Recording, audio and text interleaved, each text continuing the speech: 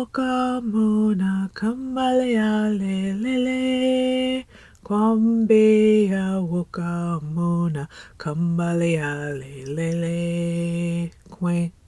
Asawili go siya ya kwendaya. Wasawili go dwele kwen. Asawili go siya ya panga lili. Asawili go dwele kwen.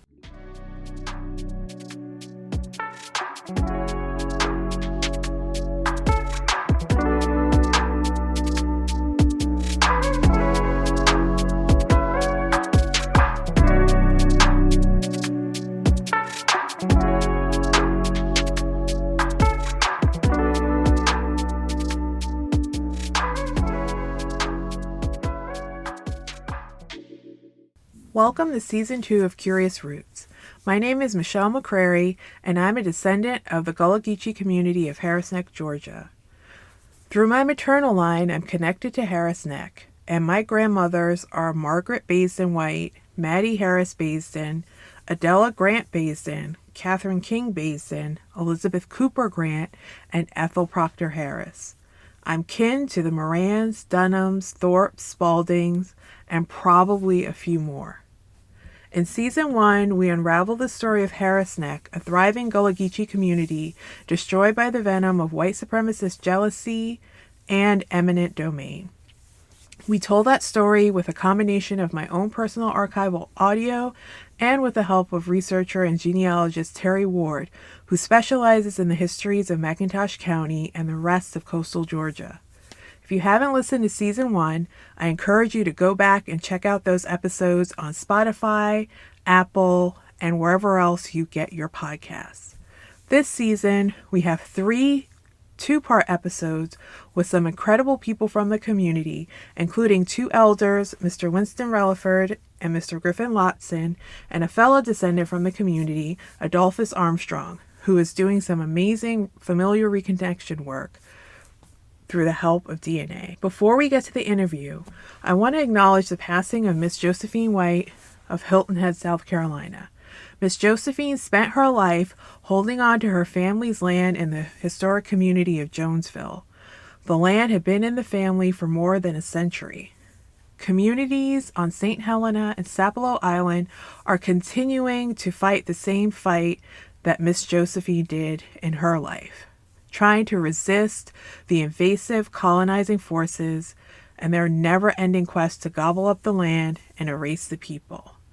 The kind of community disruption and destruction happens globally under a myriad of different circumstances, all with the same intended outcome: to remove people from their homelands and to exploit that land for the profit of a very few.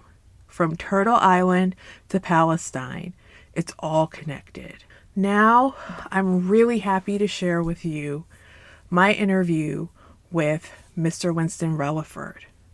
I'm so honored to have shared a conversation with him. He's the chairman of the Harris Neck Land Trust and a son of Harris Neck. He and the Land Trust also collaborate with the African American Redress Network, a U.S.-based transitional justice project whose mission is to co-produce transformative efforts alongside communities to advance research and policymaking toward a more just society. Mr. Relaford and I sat down last July to talk about his family's deep roots in Harris Neck and the community's continuing struggle for justice.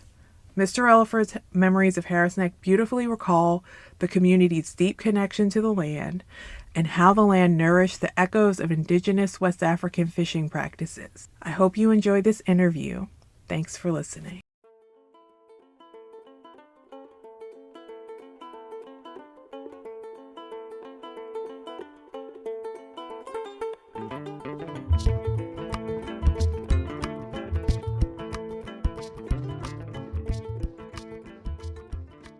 Mr. Relaford, I want to welcome you and thank you again so much for your time. I appreciate you. And I want to get this started by asking you, who are you and who are your people? Well, Michelle, thank you for having me on. I'm delighted to be on with you today, and hopefully I'll be able to share something with you that will be of importance and of value. And so, again, thank you, you and Pat as well. Now, my name is Winston Relaford, and I am a direct descendant of Harris Neck. My mother was Anna Lee Shaw, and she was the daughter of Charles Shaw, and she was the granddaughter of Mustafa Shaw. And so that is my connection. I'm also uh, the great grandson of Justice of the Peace or Judge Ed Lowe, as they call him, because my grandmother was Ed Lowe's uh, daughter. And so that's how I am connected to Harris Neck. And by the way, excuse me, I'm also related to the Grants. I'm also related to the Baisdens by the way of Valantia, who was Valantia McIntosh, but she was my grandmother's sister, and she was a Baisden, and so that is the other connection that I have. So I'm deeply connected with Harris Neck. I love that you started there, and I have so many questions about your connections and then my connections to you. But I want to ask you because most of the people who are listening to this and who will listen to this, they know of Harris Neck through my connection to my grandmother, the late Margaret Baisden White, Mm-hmm. and also to Mr. Moran and Miss Mary Moran. And the listeners in the first season of the show were introduced to uh, all three of those folks, including myself.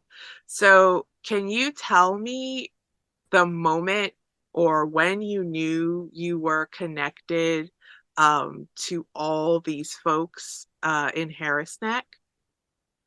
Well, that would be it would be difficult and it would be hard, I mean, and easy at the same time because I've known of these folk from the time I was a little child, and of course the connection was we lived in Riceboro, which is about 15 miles from Harris Neck, and we lived up on Highway 17 in Riceboro, and but my summers, and in fact, many times during the year, we would spend time in Harris Neck. And I remembered Harris Neck and the connection we had because we would go to the different homes down there. And I would remember my Aunt Katie and her husband Jesse, my uncle Jesse Grant and Katie Grant. That was my mom's half sister. So we would go and visit them. And on the other, while we were there as kids growing up in the 50s, we would go by, we used to call her Aunt Amelia. That's what we didn't know the significance of it. But, you know, she died when I was, 7 years old. But I remember as a child going by Aunt Amelia's house. Now, I didn't know Cousin Cooley. Well, I knew of Cousin Cooley at the time. I didn't know Wilson because I guess we were fairly close to the same age. However, I did know Cousin Cooley. We always remember that, and I always remember coming by and seeing her and her referring to my grandmother as Cousin Mary. So that was the connection that we had with Harris Neck from an early age. It is so similar to my grandmother. Her father was Ed Howard Baisden, and her mother was Maddie Harris, and her parents were separated. And when she went to Harris Neck, it was also during the summers because I think when her parents split, they moved to Savannah. So it is so similar. And just for clarification for folks who remember season one, Cousin Cooley is Miss Mary, and that was one of her nicknames. And Aunt Amelia is Amelia Jolly, who folks will know uh, as the carrier of the song from Sierra Leone. So Yeah. this is how deep, and I want folks to know how deep the connection is. And I really appreciate you for laying that out for people.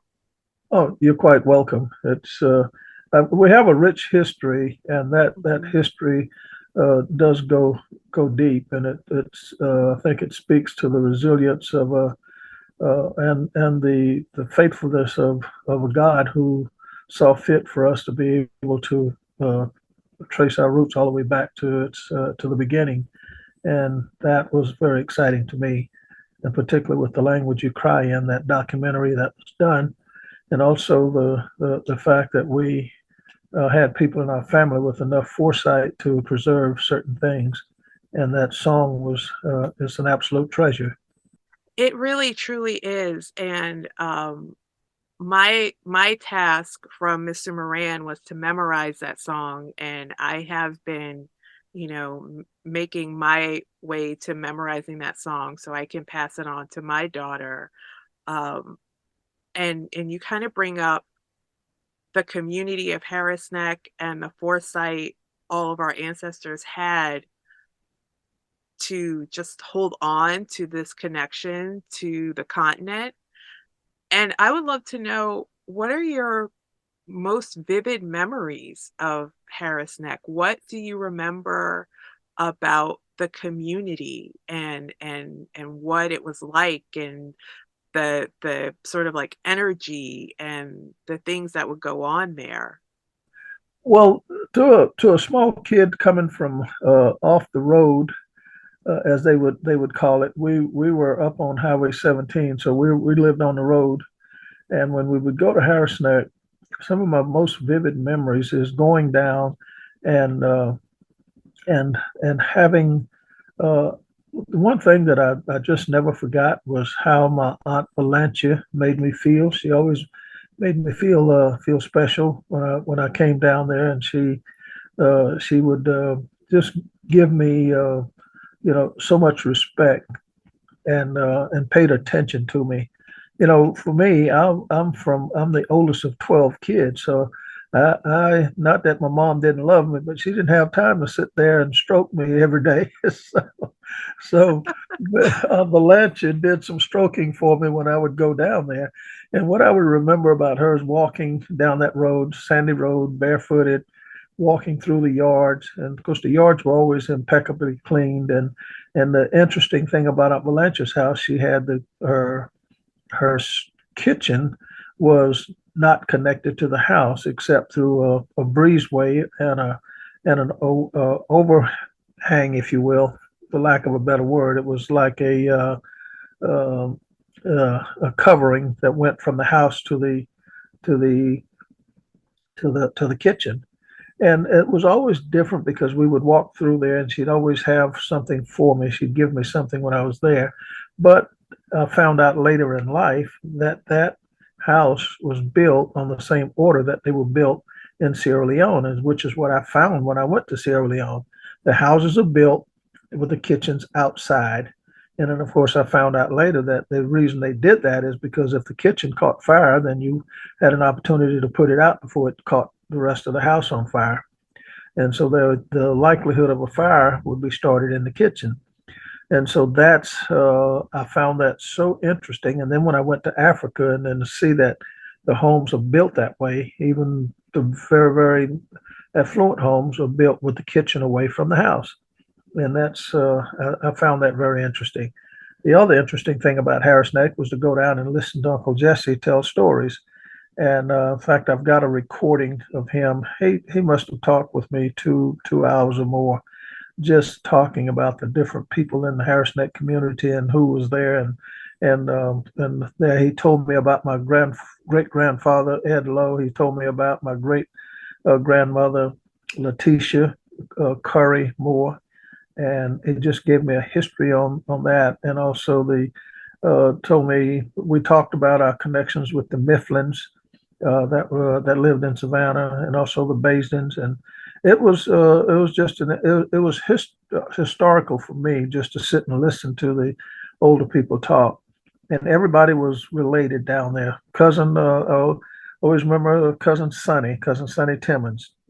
I remembered cousin Campbell.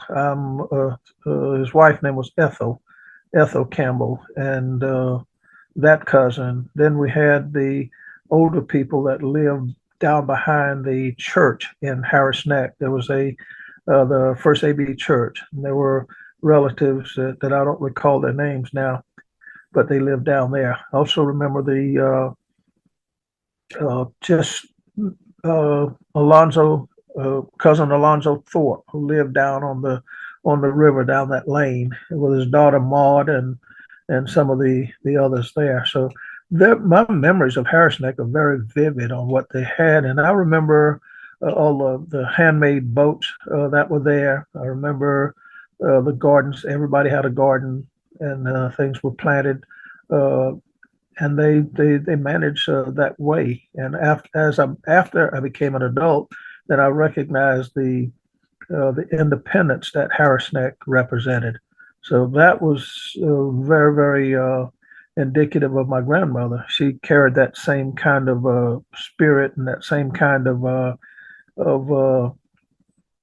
how should I say the that same kind of tenacity of being independent. And my grandmother was a fiercely independent woman, and so those are the things that I remember of Harris Neck.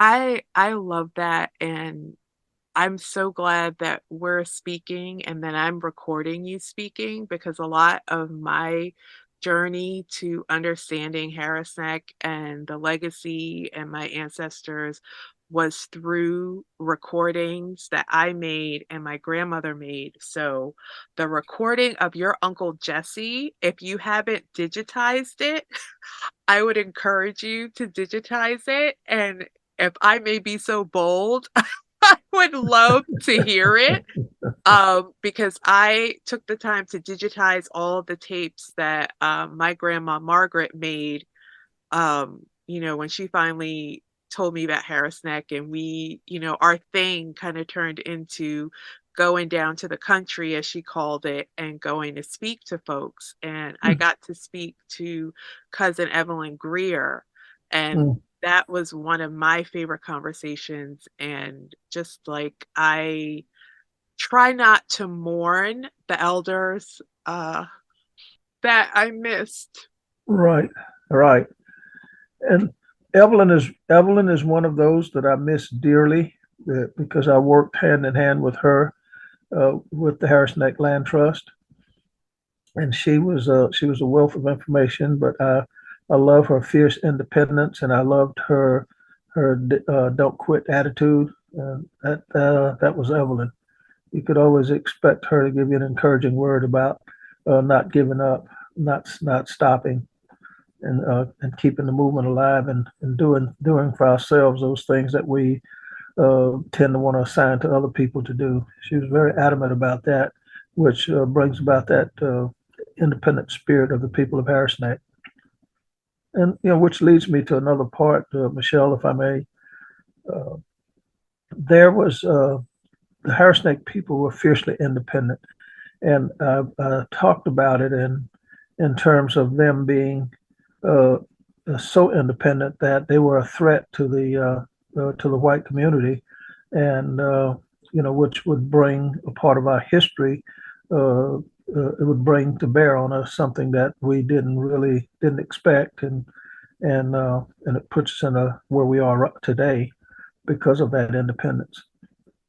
And so, yes, we were fiercely independent. We were boat makers. We were net makers. We were, in fact, one of the things that we used to always do. I remember my dad always purchased his nets from Aunt Valanche. Aunt Valanche made cast nets, and that was one of the things that we used. That was one of the tools we used for fishing. And I was a small kid.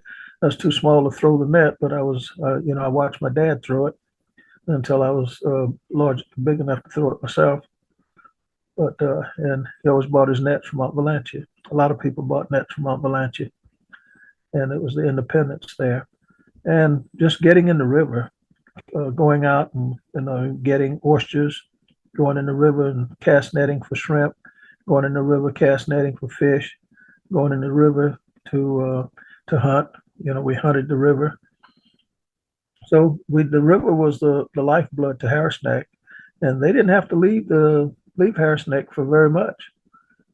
It was all there. They had to go and get grain, grits and sugar and things of that nature, the staples they would get. But for the most part, they were self-sufficient. And that's what I got when I spoke with cousin Evelyn. And I remember that day my grandmother brought a recorder that she forgot to put the batteries in, and we didn't have a cord for it because it was back in the days of cassette players. Right. And so I literally everything that Miss Evelyn told us, I wrote it all down by hand, and I Mm, still have those notes. And awesome. I remember her telling me about, after 1942, I guess when she was a little bit older, she wound up going out to California and Hmm. going out to California to work all by herself. And I just remember like just thinking how cool she was for that. And just, I have a real interest in, just history, but especially Black history, and the history of Black folks in California is so Right. amazing. And to know that she was there at that time when it was so rich, it makes me smile all the time. Hmm.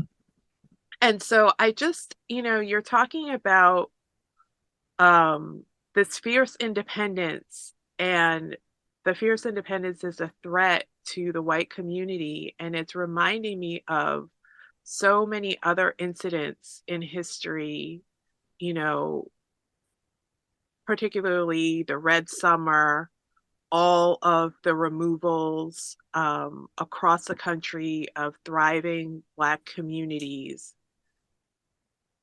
Can you just talk about, from the community's perspective, or at least in your perspective, being a part of the community,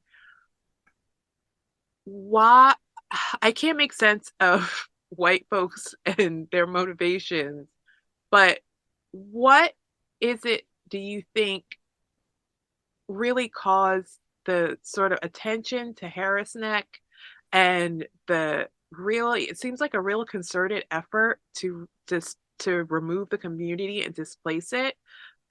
Because I remember reading in an Essence article about the first movement in the 70s that there were several other places around Harris Neck that were available for the federal government, for the army, to put this airfield, but they chose Harris Neck.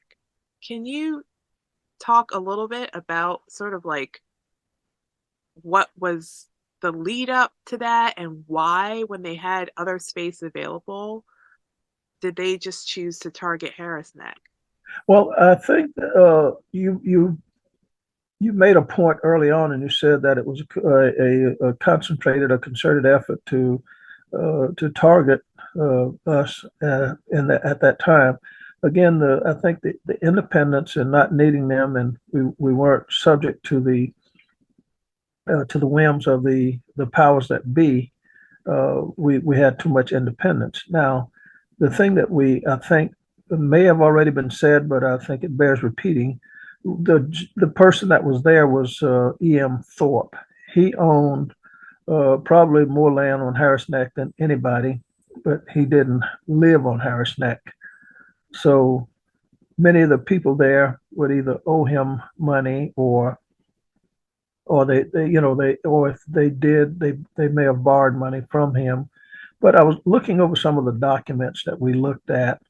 Uh, uh, Many from it, it all appears that in the taking of the land in 1942, E.M. Thorpe had 3,500 acres just up the road, which was far more suitable for an airfield than Harris Neck would have been. So our suspicions are that E.M. Thorpe, in order to break up the the independence and create a dependent society out of Harris Neck, was to lead the government officials down on the land search. And he drove them right past his 3,500 acres, and he took on the Harris Neck community, which consisted of 2,687 acres. And when he took them down to that, and the irony of it all, Michelle, is that the ground was really not suitable for what they wanted it for. So they pretty soon abandoned those plans because it just the land was not suitable. It wasn't stable enough to handle the taking off and landing of aircraft in that area. So it was never used for the intended purpose. E.M. Thorpe got his wishes because now he's uprooted an entire group of people and moved them off the property, and and his 3,500 acres off is still intact, and he got preferential treatment because he got to keep his waterfront property down there. So they managed to carve out a waterfront property for him down at Harris Neck, and of course everybody else had to leave. So that was the irony of it all. You know, we can call it whatever we want, or we can name it and call different things. But at this stage of my life, you know, the reason for that may I don't know that it's germane our situation, other than to just identify it and not let it govern us. In other words, we can call it, we can call it racism, we can call it prejudice, we can call it bigotry, but that uh, is indeed what happened to our people. And I often listen to Wilson Moran when he talks about it. And when we walk into the cemetery, you can see a number of people that died shortly after the taking, and we can only surmise that they died of a broken heart because of the promise to get the land back, and we didn't get it back, and those it was passed on to the county. So what does that do for the people? You know, you expect to go back to something that you know and love. You know, my great grandfather Edward Lowe had he had 40 acres there, and of course my uncle Julius had a small piece of land there, and there were several other family members that lost land in that transaction. So yeah, it was a very difficult time for the people of Harris Neck. And then when it come to the struggle of getting it back, we've been met with many obstacles since that all happened. And I guess if I had to just to leapfrog just a little bit and talk to you about the special nature of Harris Neck that I think people ought to know, and that is Harris Neck has a direct connection back to the village in Sierra Leone, the village of Siniongola. That village is the very village that brought our slave ancestor to the east coast of the United States, probably through the port of Savannah and then on to Harris Neck at the Delagal Plantation. And so that was the grandmother of Mustafa Shaw. We didn't know her name, but you know, she had a daughter by the name of Catherine, and Catherine gave birth to Mustafa. And of course, Mustafa is the father of Charles Shaw, and he's also uh, the the father of Amelia Shaw Dolly, and that was the grandmother of cousin Cooley. And then, of course, the grandfather of mine is Charles Shaw. So Amelia and Charles were sisters and brothers, and of course that makes cousin Cooley and I cousins. I'm so glad you framed it in that way. When you're talking about the motivations, for me, what I've come to understand about the motivations of acts like that, um, I feel like there's it's almost a jealousy. And then there's also like a lack of connection to land and spirit that I Mm-hmm. feel like people in Harris Neck have and indigenous people have and understand that the land is so much more than something that you own, buy, and sell. Like That's right. it's not that. And I think when your spirit is so corrupted and you haven't healed your own cultural wounds, that you take that out on other people. And I see that act against Harris Neck as, you know, that sort of um, that sort of exercise. And Yeah, yeah. I totally agree with you. And the other thing that I found fascinating in reading the book on some excerpts from a book on Mustafa Shah, and Mustafa, when he mustered out of the military, and he came back, you know uh, when General Sherman gave Field Order 15, where he gave all of the land to the blacks along the coast. Well, Mustafa had his 40 acres and everything out on Ossabaw Island. And so that within itself created a certain amount of independence. But even before that, I think the independent spirit uh, for the for the black slaves that grew the rice and lived in the barrier islands of the United States, uh, it fostered a certain amount of independence, entrepreneurship that others did not have because of the threat for the white population of malaria, and they didn't have a resistance. And the people coming from Africa did have the resistance to malaria, and so they were left pretty much to run their own lives. They had a certain quota to make in terms of the work that they did, and then afterwards they would plant their own gardens. They sell their own stuff, and they were pretty much left alone. And then when you start reading the accounts of Mustafa Shah, when they came after him, uh, they did not like him, and he resisted. He fought against them when they came to arrest him. And I'm reminded of the letter that I looked at, that the arrest warrant and the guy from the Freedmen's Bureau gave the overseer, who would come in at certain times and kind of police things, and gave him the order to arrest Mustafa Shah.